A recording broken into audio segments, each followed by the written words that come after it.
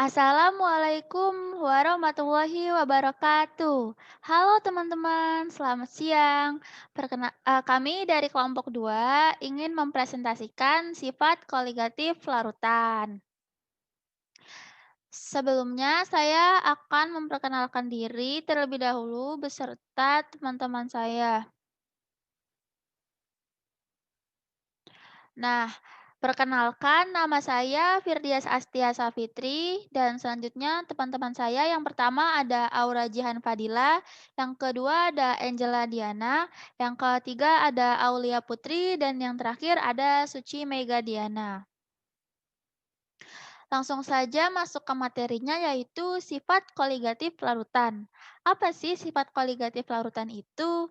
Sifat koligatif larutan ini merupakan sifat penting larutan yang bergantung pada banyaknya partikel zat terlarut dalam larutan dan tidak bergantung pada jenis partikel zat terlarutnya. Nah, lalu kami membagi sifat koligatif larutan ini menjadi beberapa submateri. Yang pertama adalah penurunan tekanan uap, yang kedua ada kenaikan titik didih, yang ketiga ada penurunan titik beku, yang keempat ada tekanan osmotik, yang kelima ada penggunaan SKL atau sifat koligatif larutan untuk menentukan massa molar, dan yang terakhir ada sifat koligatif elektrolit. Nah, yang pertama ini adalah penurunan tekanan uap. Pertama-tama saya akan menjelaskan konsepnya terlebih dahulu ya teman-teman. Nah, untuk konsepnya sendiri ini, yaitu jika zat terlarut bersifat tidak mudah menguap, tekanan uap dari larutan selalu lebih kecil daripada pelarut murninya. Nah, pada penurunan tekanan uap ini juga terdapat hukum Raoult yang berbunyi tekanan parsial pelarut dari larutan adalah tekanan uap pelarut murni dikalikan fraksi mol pelarut dalam larutan. Nah, jika dirumuskan, ditulis rumusnya itu menjadi PI sama dengan XI dikali P0I. Nah, dalam larutan yang mengandung hanya satu zat terlarut, maka X1 ditambah X2 sama dengan 1. Nah, untuk keterangannya, PI sama dengan tekanan parsial pelarut dari larutan, P0I sama dengan tekanan uap pelarut murni, X1 atau Xi sama dengan fraksi mol zat pelarut, dan X2 sama dengan fraksi mol zat terlarut. Nah, sehingga kita akan mendapatkan rumusnya dari hukum Raoult tadi kan P1 sebentar. Nah, ini kan PI sama dengan XI dikali P0I. Persamaan keduanya XI ditambah X2 sama dengan 1. Nah, maka persamaan kedua ini dapat kita substitusi. Ini X2-nya pindah ke sini. Jadi min. Maka X1 sama dengan 1 dikurang X2. Nah, kita substitusikan, X1-nya kita ganti menjadi 1 min X2 dikali P0I. Nah, jadinya itu ini jika kita kali silang seperti ini, PI sama dengan P0I dikurang P0I min X2. Nah, nanti P0I-nya ini akan pindah ruas ke sebelah kiri, jadinya P0I min PI sama dengan delta P sama dengan X2 dikali P0I. Nah, untuk keterangannya ini seperti yang tadi sudah dibahas ya, PI ini merupakan tekanan parsial, P0I-nya ini tekanan parsial dari larutan, P0I-nya ini merupakan tekanan uap pelarut murni, dan X1-nya ini merupakan fraksi mol zat pelarut, dan X2-nya ini merupakan fraksi mol zat terlarut. Nah, delta P-nya ini adalah penurunan tekanan uap. Kita clear dulu. Nah, lanjut. Nah, lanjut ke contoh soalnya ya, teman-teman. Langsung saja saya bacakan untuk contoh soalnya. Pada 25 derajat Celcius, tekanan uap air murni. Nah, tekanan uap air murni ini adalah P0I. P0. Ingat aja pokoknya yang 0 itu adalah murni ya, murni. Nah, ini besarnya 23,76 mmHg. Dan tekanan uap larutan urea, tekanan uap larutan tadi, teman-teman masih ingat kan? PI. Ialah 22,98 mmHg. Nah, pertanyaannya ini perkirakan molalitas. Apa itu molalitas? Molalitas itu adalah jumlah mol suatu zat dalam pelarutnya. Nah, di sini pelarutnya adalah air ya. Nah, langsung aja untuk pertama-tamanya, langkah pertamanya kita harus mencari X2-nya terlebih dahulu nih. X2 atau fraksi molnya berapa. Nah, itu cari X2-nya. Pakai rumus yang tadi, yang barusan. P0I dikurang PI sama dengan delta P sama dengan X2 dikali P0I. Nah, delta P sama dengan P0I, P0I-nya itu tadi 20 bukan, P0I-nya ini 23,76, ini kita masukkan ke sini, dikurang PI-nya adalah 22,98 mmHg ya, sama-sama satuan mmHg, sama dengan nih X2, nih ya, pindah ke sini nih. X2 dikali P0I-nya ini 23,76. Nah, ini dikurang sama dengan 0,78 sama dengan X2 dikali 23,76. Ini satuannya sama, kita coret. Nah, jadinya X2 sama dengan 0,033. Nah, menurut definisi ini, X2 sama dengan N2 per N2 plus N1, di mana N1 dan N2 masing-masing adalah jumlah mol pelarut dan jumlah zat terlarut. Oleh karena fraksi mol urea dalam larutan ini hanya 0,033, maka larutan ini encer. Dan kita dapat mengasumsikan bahwa N1 jauh lebih besar daripada N2. Jadi, kita dapat menuliskan X2 sama dengan N2 per N2 plus 1 ekuivalen atau sebanding dengan N2 per N1, di mana N1 lebih besar daripada N2. Nah, maka ini kita kali silang. Ini kita kali silang seperti ini. Maka N2 sama dengan N1 dikali X2. Nah, ini dia rumusnya yang akan kita gunakan untuk mencari si N2-nya ini. Nah, kan N2-nya udah ada, N2-nya udah ada, N2-nya dicari, N1-nya ini juga belum ada, ini kita cari nanti. Nah, X2-nya ini kan sudah ada ya, 0,033. Nah, oleh karena itu untuk mencari N2, kita akan mencari N1-nya dulu. Apa itu N1? N1-nya itu adalah jumlah mol air, di mana air ini adalah pelarutnya nih, kan N1 jumlah mol pelarut dan N2 zat terlarut. Nah, kita cari si airnya nih, pelarutnya. Jumlah mol air dalam 1 kilogram air adalah, seperti yang kita, sudah pelajari di SMA ya, jumlah mol cara mencari, mol atau rumus mol itu adalah massa per mR. Nah, 1 kilogram air ini sama dengan 1000 gram, Sehingga penulisannya 1000 gram H2O dikali 1 mol H2O per mR. mR H2O ini 18,02 gram,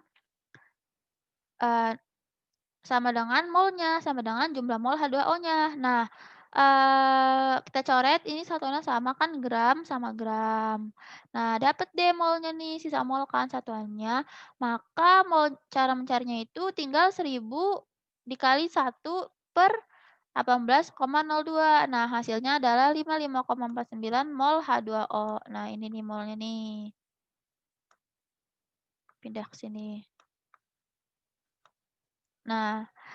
Nah, ini dia langsung, dan jumlah mol urea yang ada dalam 1 kilogram air ini jumlah mol urea yang ada dalam 1 kilogram air adalah molalitas larutannya yang kita cari nih tadi. Nah, rumusnya itu yang tadi, yang ini. N2 sama dengan N1 dikali X2 sama dengan N1-nya tadi 55,49 mol dikali X2-nya yang ini 0,033. Hasilnya adalah 1,8 mol. Jadi, konsentrasi larutan urea adalah 1,8 mol. Kita clear dulu. Ya, next. Nah, selanjutnya ada mengapa tekanan uap pelarutan kurang dari atau lebih kecil dari tekanan uap pelarut murninya. Jadi prosesnya itu yang pertama ada penguapan. Nah, ketika terjadi penguapan itu menyebabkan ketidakteraturan zat karena zatnya itu kan diuapin nih. Jadi dia pada nggak beraturan gitu zatnya. Nah, terus karena larutan lebih tidak teratur dibanding pelarut, nah ini mengapa larutan lebih tidak teratur dibanding pelarut, pelarut murni maksudnya, karena larutan ini terdiri dari beberapa komponen, sedangkan pelarut murni ya murni cuman satu gitu, masih murni. Nah, maka selisih ketidakteraturan antara larutan dan uap lebih kecil dibandingkan antara pelarut murni dan uap. Dengan demikian, molekul pelarut lebih kecil kecenderungannya untuk meninggalkan larutan dibandingkan meninggalkan pelarut murni untuk menjadi uap. Dan tekanan uap larutan lebih kecil dibandingkan tekanan uap pelarut. Nah, jadi seperti itu teman-teman prosesnya. Lanjut, bagaimana jika kedua komponen larutan mudah menguap? Nah, jika kedua komponen larutan mudah menguap, maka tekanan uap larutan adalah jumlah dari tekanan parsial masing-masing komponen. Nah, misal kita ganti, kita ganti warna.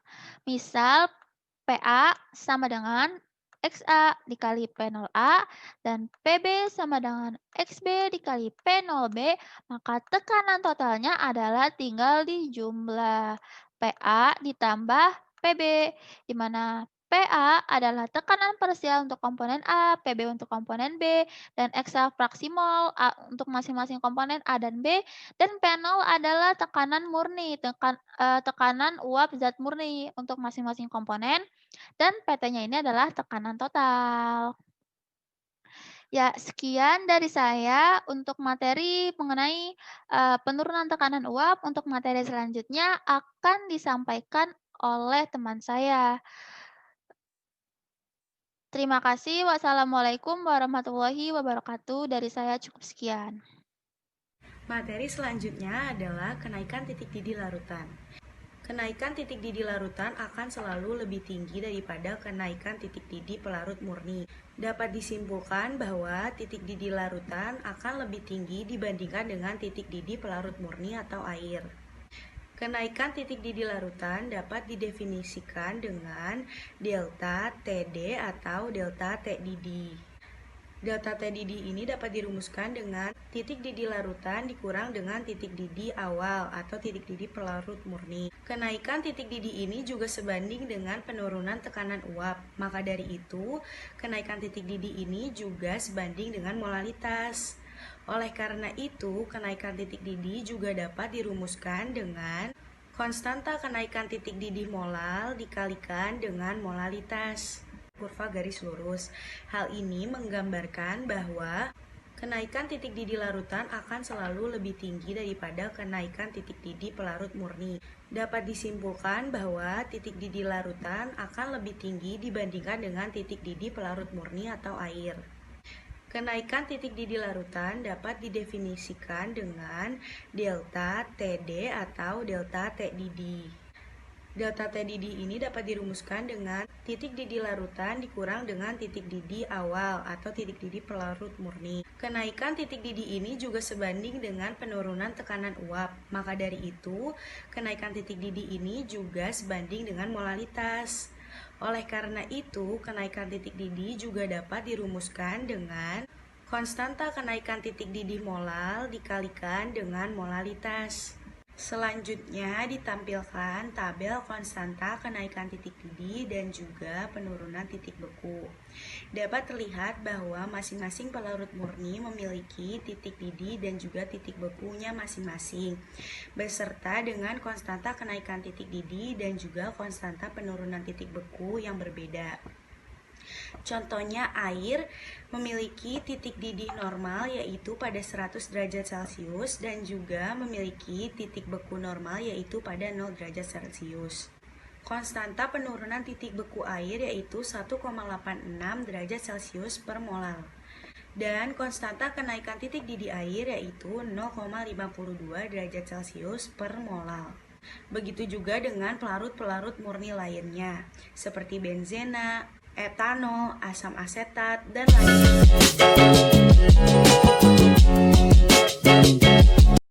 Tahukah kalian, di negara 4 musim, ketika musim salju tiba, jalanan akan tertutup oleh salju es. Lalu, untuk menyingkirkan salju es tersebut, apa yang bisa dilakukan?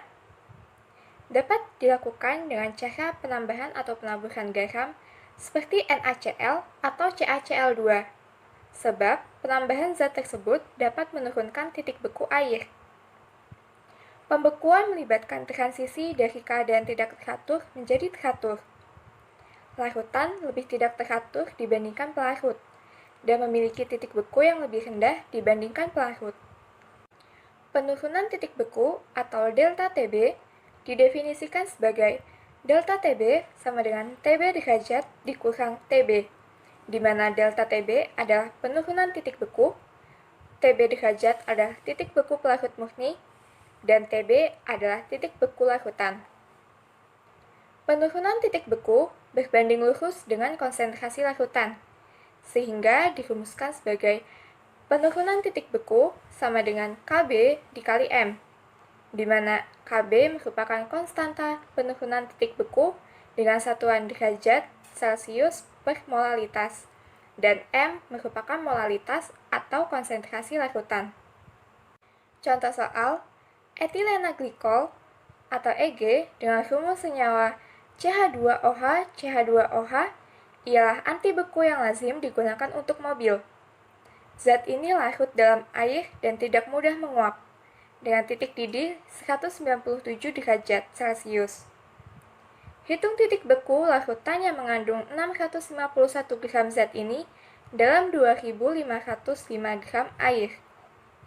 Apakah Anda tetap memakai zat ini di mobil Anda pada musim panas? Massa molar etilena glikol ialah 62,01 gram. Nah, di sini diketahui massa etilena glikol ialah 651 gram. Kemudian massa molar 62,01 gram dengan titik didih 197 derajat Celcius. Dan massa air ialah 2505 gram yang diubah menjadi kilogram yaitu sebesar 2,505 kg. Nah, untuk penyelesaiannya, yang pertama kita cari dulu jumlah mol Eg dengan memasukkan data yang sudah kita punya. 651 gram Eg dikali 1 mol Eg dibagi 62,01 gram Eg. Di sini satuan gram Eg bisa kita coret, lalu dihasilkan satuan mol Eg. Jumlah mol Eg yang didapatkan yaitu sebesar 10,50. Yang kedua, kita cari molalitas dengan cara jumlah mol Eg dalam 1 kg H2O. Di sini kita sudah mendapatkan jumlah mol Eg sebesar 10,50 dan tadi massa airnya sebesar 2,505 kg dan didapatkan 4,19 mol Eg per kilogram H2O. Selanjutnya, kita cari penurunan titik beku dengan rumus delta Tb sama dengan Kb dikali M. Konstanta titik beku air sebesar 1,86 derajat Celcius per M dan molalitas yang kita dapatkan sebesar 4,19. Hasilnya 7,79 derajat Celcius. Karena air murni membeku pada suhu 0 derajat Celcius, maka larutan akan membeku pada suhu minus 7,79 derajat Celcius. Selanjutnya kita cari kenaikan titik didih dengan rumus delta TD sama dengan KD dikali M. Dengan konstanta titik didih air sebesar 0,52 derajat Celcius per M dan molaritas yang didapatkan 4,19.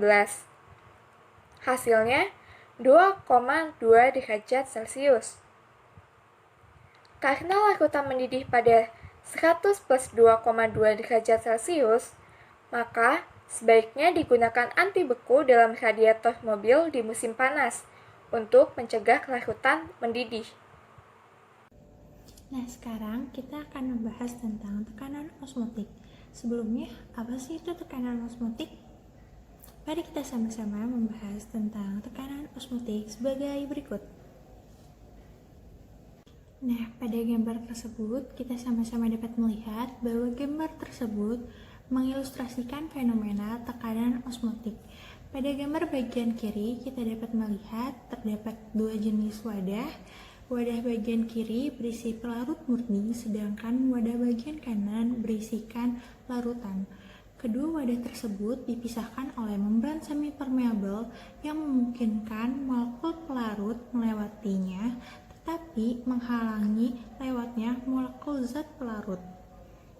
Lalu pada gambar bagian kanan, setelah beberapa saat, permukaan air di bagian kanan naik dan berlanjut sampai mencapai suatu kesetimbangan. Jadi, tekanan osmotik atau osmotic pressure atau P suatu larutan adalah tekanan yang diperlukan untuk menghentikan osmosis. Seperti pada gambar, tekanan ini dapat diukur langsung dari selisih permukaan cairan yang keadaan terakhir. Nah, tekanan osmosis dapat dinyatakan sebagai berikut. P sama dengan M dikali R dikali T, di mana P adalah tekanan osmosis dengan satuan atm, lalu M adalah molaritas suatu larutan dengan satuan mol per liter, lalu R adalah konstanta gas dengan satuan 0,082 liter atm mol pangkat min 1 K pangkat min 1. Terakhir, T adalah suhu mutlak dengan satuan Kelvin. Nah, kita sampai pada contoh soal tekanan osmosis. Soalnya adalah suatu larutan dibuat dengan melarutkan 350 gram hemoglobin dalam air secukupnya sampai volume 1 liter. Jika tekanan osmotik larutan ternyata 10 mmHg pada 25 derajat Celcius, hitung molaritas larutannya. Nah, sebelum kita menghitung, alangkah baiknya kita mengkonversi suhunya, karena pada tekanan osmotik kita menggunakan suhunya satuannya Kelvin. Jadi 25 derajat Celcius diubah dalam Kelvin adalah 298 derajat Kelvin. Lalu ditanya molaritas larutannya. Penyelesaiannya adalah P sama dengan M dikali R dikali T. Lalu kita ubah karena pertanyaannya adalah molaritas, maka M sama dengan P per R dikali T. M sama dengan 10 mmHg dikali 1 atm per 760 mmHg per 0,082 liter atm mol pangkat min 1 Kelvin pangkat 1 dikali 298 Kelvin.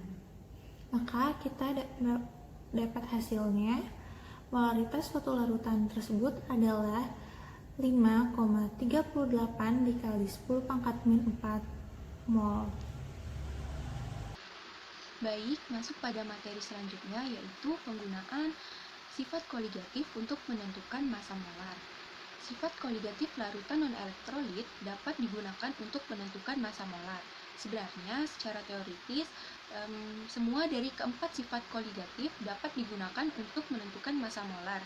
Namun, pada praktiknya, hanya penurunan titik beku dan tekanan osmotik yang dapat digunakan, sebab keduanya menunjukkan perubahan yang mencolok. Masuk pada contoh soal, sebanyak 7,85 gram senyawa dengan rumus empiris C5H5 dilarutkan ke dalam 301 gram benzena. Titik beku larutan adalah 1,05 derajat Celcius di bawah titik beku benzena murni. Ditanyakan berapa massa molarnya. Maka pertama-tama kita buat dulu diketahui. Diketahui massa C5H5 yaitu 7,85 gram, massa benzena yaitu 301 gram, ada kenaikan titik didih yaitu 1,05 derajat Celcius dan tetapan kenaikan titik didih ataupun KB yaitu 5,12 derajat Celcius per mol. Maka ditanyakan di sini yaitu berapakah massa molarnya. Maka penyelesaiannya pertama-tama kita menghitung molalitas larutan dan titik bekunya, di mana molalitasnya yaitu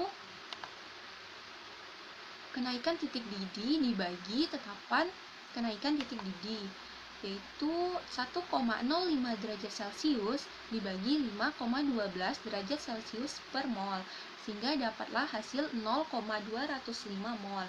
Nah, setelah itu kita menentukan jumlah mol senyawa dalam 7,58 gram, yaitu dengan membagikan 0,205 mol per 1 kg pelarut dikali 0,301 kg pelarut.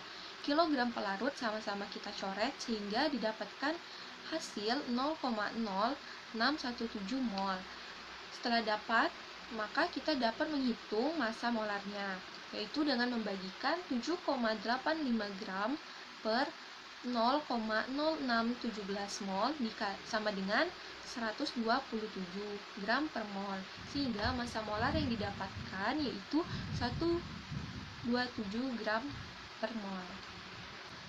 Masuk pada materi terakhir yaitu sifat koligatif elektrolit.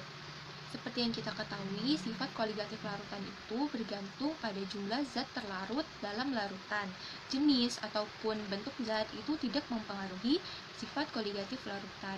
Oleh karena itu, pada konsentrasi yang sama, larutan elektrolit memiliki jumlah partikel zat terlarut yang lebih besar daripada larutan non-elektrolit. Nah, perbedaan jumlah zat terlarut ini berhubungan dengan faktor Van Hoff atau yang biasa dilambangkan dengan I kecil. Maka faktor Van Hoff atau I kecil ini merupakan perbandingan harga sifat koligatif yang terukur dari suatu larutan elektrolit dengan harga sifat koligatif yang diharapkan dari suatu larutan non-elektrolit. Sehingga rumusnya yaitu I sama dengan 1 ditambah N-1 per A, di mana N sendiri yaitu jumlah ion dan A adalah derajat ionisasi. Sifat koligatif elektrolit biasanya lebih kecil dari yang diperhitungkan. Mengapa demikian? Karena pada konsentrasi yang lebih tinggi, gaya elektrostatik itu sangat berpengaruh, sehingga kation dan anion akan saling tarik-menarik. Seperti kita lihat pada gambar 12.14 bagian A, kation itu yang bertanda positif, yang berwarna putih, dan anion itu yang bertanda negatif, yang berwarna merah. Nah, satu kation dan satu anion akan saling tarik-menarik dan membentuk yang namanya pasangan ion atau ion pair. Seperti yang kita lihat pada gambar 12.14 yang bagian B, nanti setiap satu pasangan ion itu akan menurunkan jumlah partikel sebanyak 1. Penurunan jumlah partikel inilah yang membuat sifat koligatif elektrolit itu lebih kecil daripada yang diperhitungkan. Nah, pada slide ini teman-teman bisa lihat nih persamaan dari keempat sifat koligatif namun pada larutan elektrolit. Pada setiap rumus dikalikan dengan faktor Van Hoff. Masuk pada contoh soal, tekanan osmotik larutan 0,010 molar kalium iodida atau Kl pada 25 derajat Celcius ialah 0,465 atm. Hitunglah faktor Van Hoff untuk Kl atau kalium iodida pada konsentrasi ini.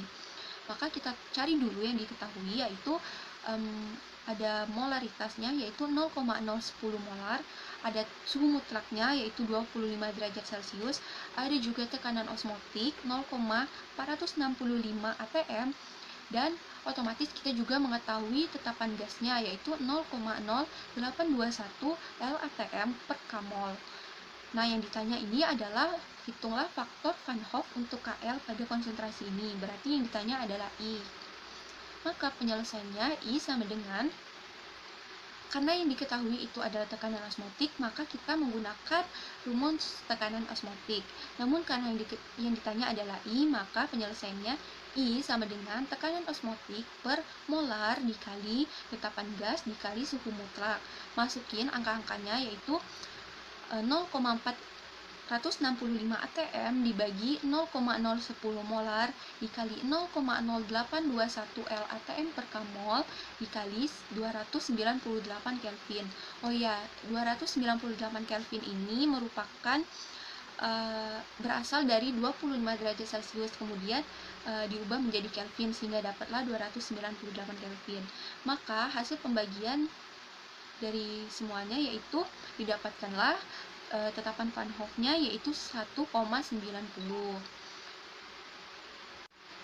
Nah, sekian pemaparan materi dari kami kelompok 2 dengan materi sifat koligatif larutan. Kurang lebihnya kami mohon maaf. Apabila teman-teman ada yang ingin ditanyakan, silakan bertanya. Untuk pemaparan materi kali ini, saya tutup. Terima kasih atas perhatiannya. Wassalamualaikum warahmatullahi wabarakatuh.